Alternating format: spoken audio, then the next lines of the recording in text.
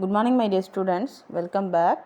The previous class we have completed lesson 5 in your grammar book. I hope all have done the book back exercise and revised. In this class we are going to learn Unit 6 poem. The topic of the poem is The Wonderful Words. It is written by Mary O'Neill. So now all of you take your English book and take page number 82. Be ready fast. Yes, students, take page number 82, The Wonderful Words. Imagine the world without language. All the humans speak at least one language.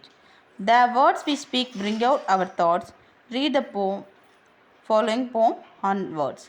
So imagine the world without language. Without language, we can talk to anyone or communicate.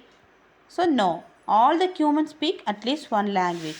Of course, all the human beings, they must know their mother tongue. So here in this poem, the poet gives the importance of English language. So the central idea of the poem is language skill and the development in English. Now we can see the poem. All of you listen carefully. Never let your thought shrivel and die for want of a way to say it. For English is a wonderful game and all of you can play it. See the first line, never let your thought shrivel and die. If you are going to explain anything, don't go it back. Your thoughts should be very clear and don't die. For want of a way to say it, how you want to say the word? If you choose English. So for English is a wonderful game to communicate to all of you can play it. So it is like a wonderful game. Why the poet said it is a wonderful game? So if you are going to play game everyone loves. The same thing if you are going to learn the English language, definitely it should be a wonderful game to you and all of you can play it. So all the people can play that language. All that you do is match the words to the brightest thoughts in your head.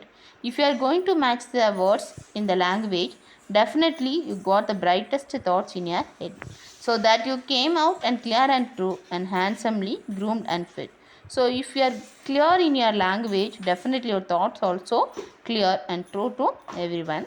And handsomely groomed and fed for many of the loveliest things have never yet been said.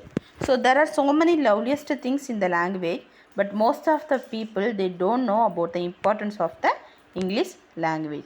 So in the first stanza, the poet said about the importance of English language and the skill.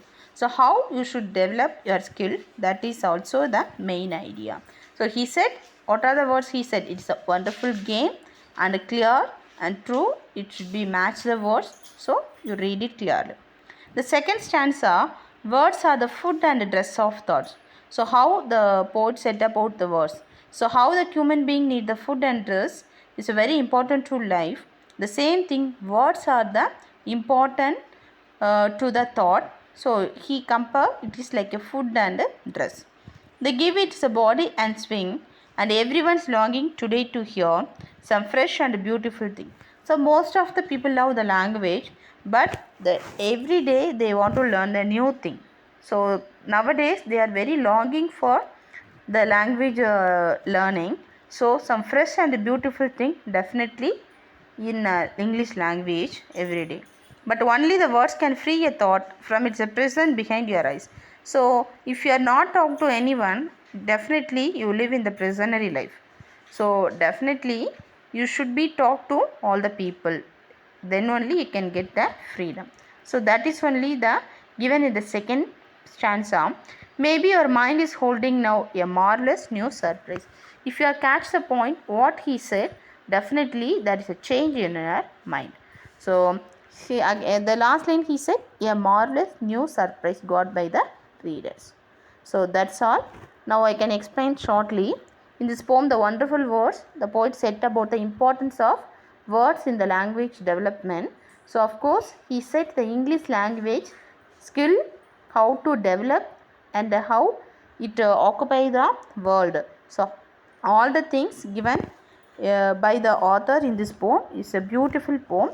All of you read again in page number 82. Again I say the poem is written by Mary O'Neill. The question answer we can see in the next class. All of you read it. Thank you. We can see.